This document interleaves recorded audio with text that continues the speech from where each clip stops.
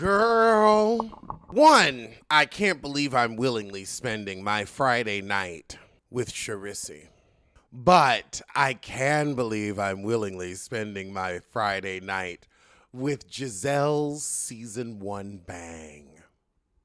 We don't even have to say season 1 hair, just her season 1 bang.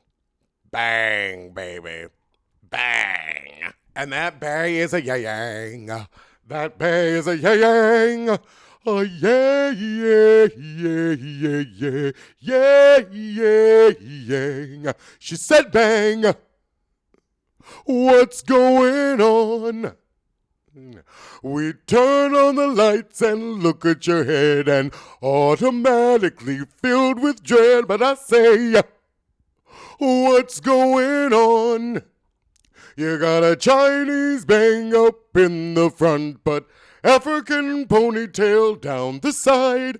You know those continents don't meet.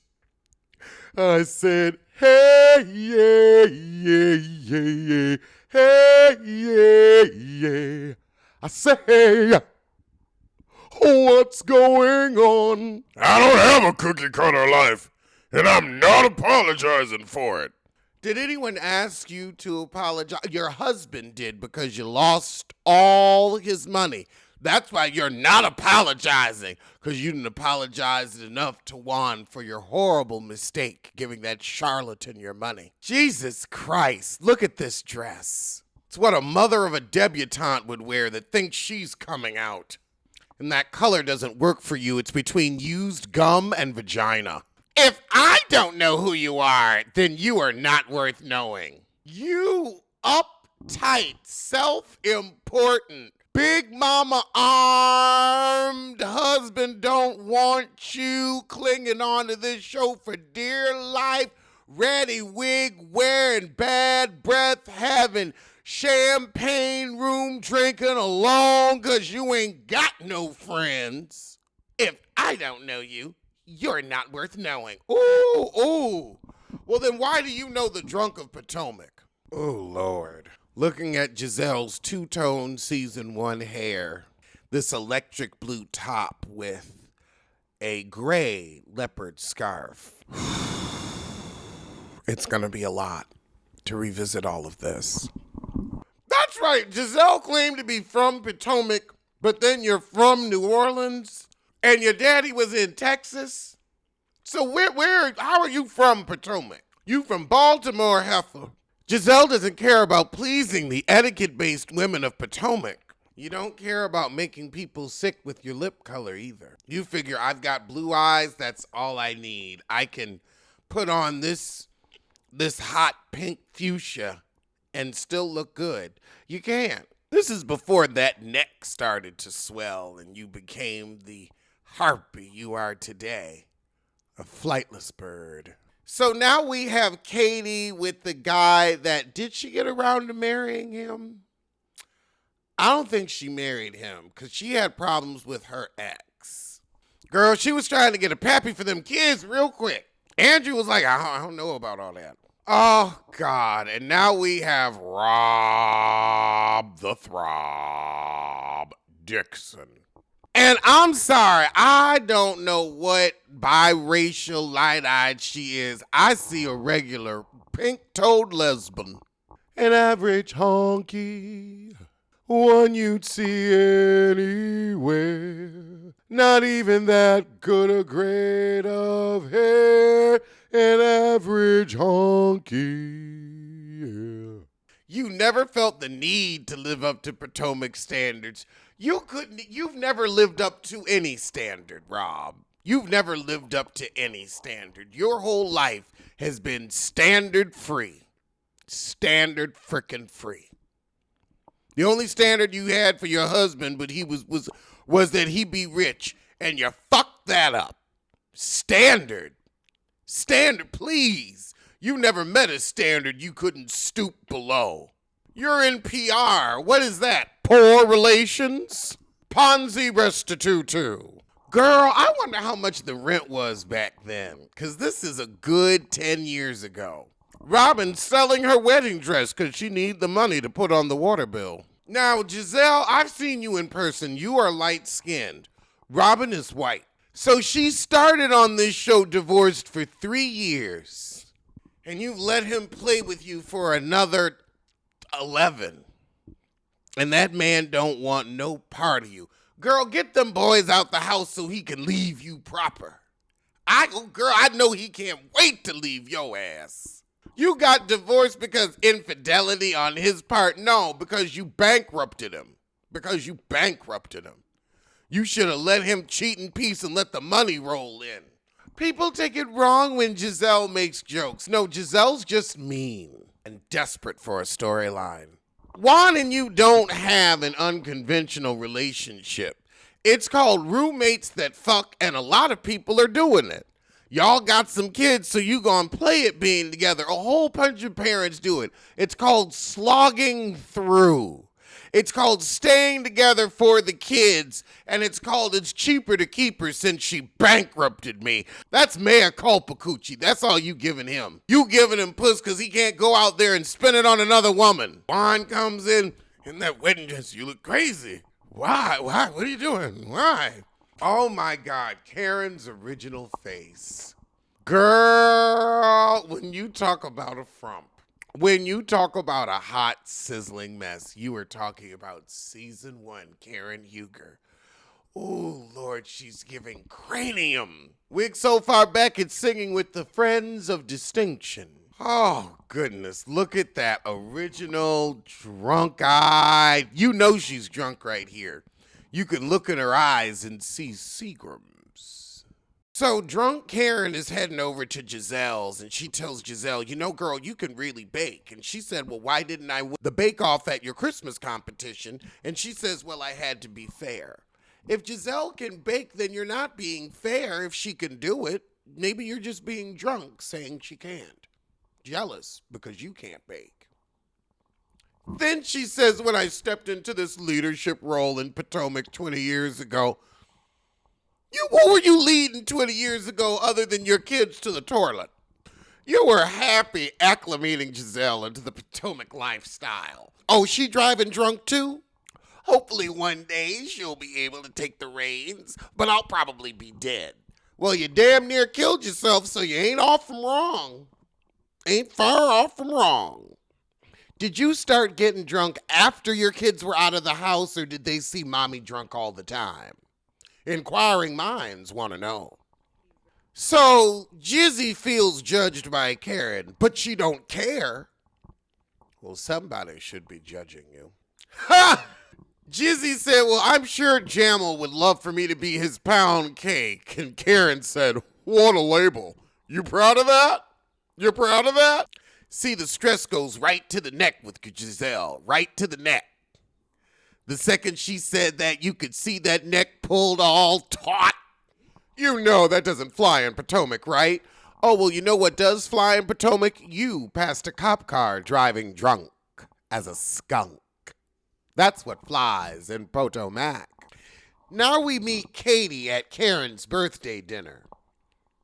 Now, Giselle is sitting on the inside because she got there first of the booth, and this is what gets her and Karen started on their first etiquette issue. I think that Karen, she could have gotten up, but it's improper etiquette for you with your osteo ass to have everybody moving in and out, in and out. You don't need to be putting your hip bone through all that. You too drunk. But Karen, is it proper etiquette to get 4 DUIs and consistently endanger the people of Great Falls because you don't live in Potomac? Then again, neither does Gabrice or Gabrissy. And for those of you who don't know, I call Giselle Gabrice and Gabrissy because she's so two-faced it, I had to name them both. Gabrice and Gabrissy. Gabrice when she's nice nasty, and Gabrissy when she downright pissy. Now, Rob the Throb big up Charissy. Oh, Charissy, very philanthropic, hostess with the mostest. Everyone knows who she is, but no one likes her. Lots of people know who she is, but no one likes her.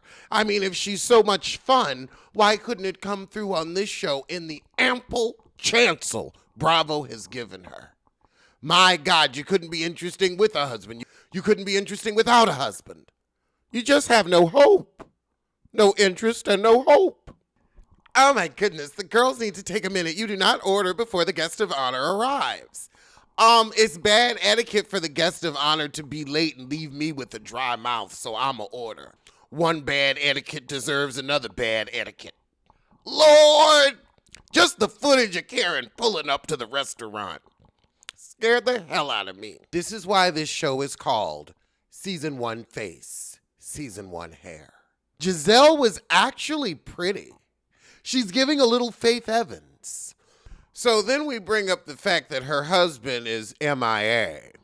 Oh, it's so funny. She said her husband's in New Jersey with the second wife, the job. No, the second wife is a woman, and she's stooping him now.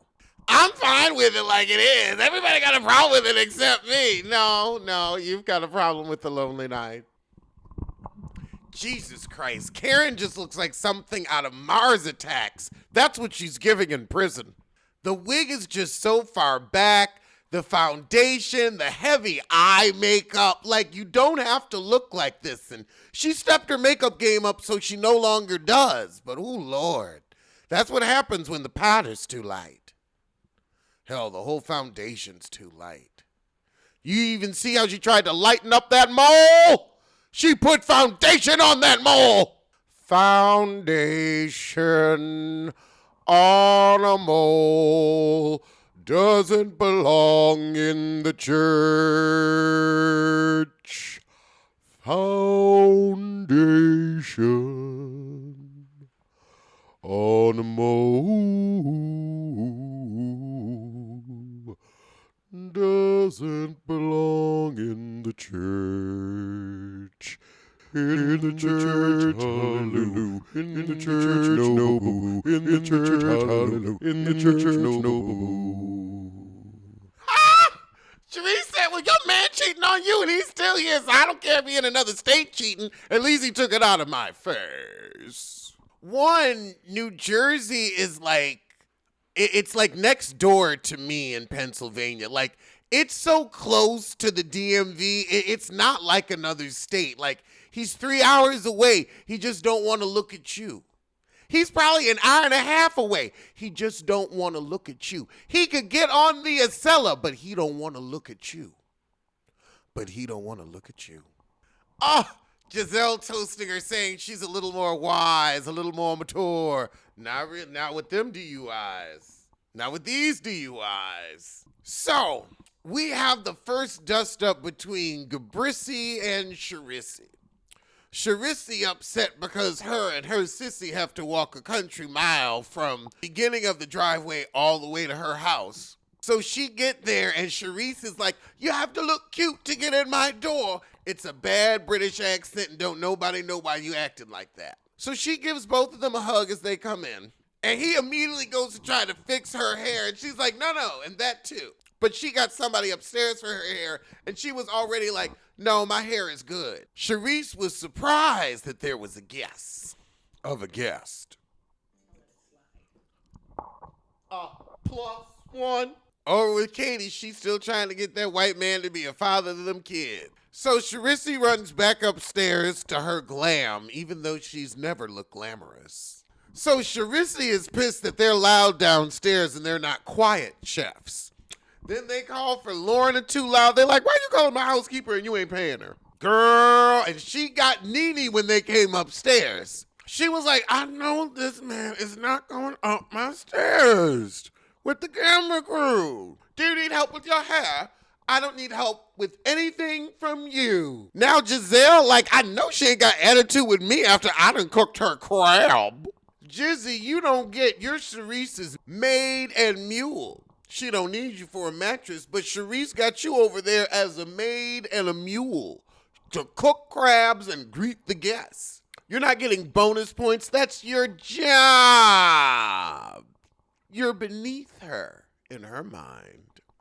Was this the style back then, or was she just trying to get attention with a ridiculous hairdo? She could have been trying to get attention with a ridiculous hairdo. Karen is also appalled that Gabrissi brought her stylist, her only friend.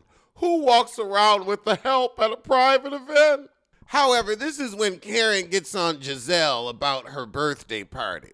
You are not the honoree. You were at the center of my table. And this is the first time Jizzy called her Lady Eloise. She gave her 5 rules of etiquette when attending a birthday party in a frame. The host should always be in charge. Well, the host was late. Like Jamal's child support payments. Remember when you used to jump up and down at the bank? I do. 30 minutes late, I'm sorry. I'm not sitting and waiting for you for 30 minutes hungry. No, bump that bull. You don't know anything about etiquette. And also, Karen, you never asked Gabrissi to move, so shut up. Bryn, Charissi's friend, runs and tells Charissi about Gabris bitching to Karen. About the way Charisse just treated her and her sissy. Wherever I sit is the baddest place in the building. You are ignorant because you always have to make it about you. Don't worry, soon it'll be about that neck and them ankles. This chair, the baddest place. Well, there are women that are filled with themselves and don't have to move their fake hair left and right to feel better about themselves. Your hair doesn't move to the left and right. It just slides back. It just slides back. Your wig slides, slippity slide, slide, back away. It's just a level of ignorance I won't reduce myself to. I'm done with you, Giselle. But if you come to a Huger function again, be mindful of the 5 rules. People come for me all the time. They just don't find me. Girl, yeah, because you're drunk under a tree. You're drunk in your trunk. All right, well, that was the first episode. I'll see you next Friday for the second.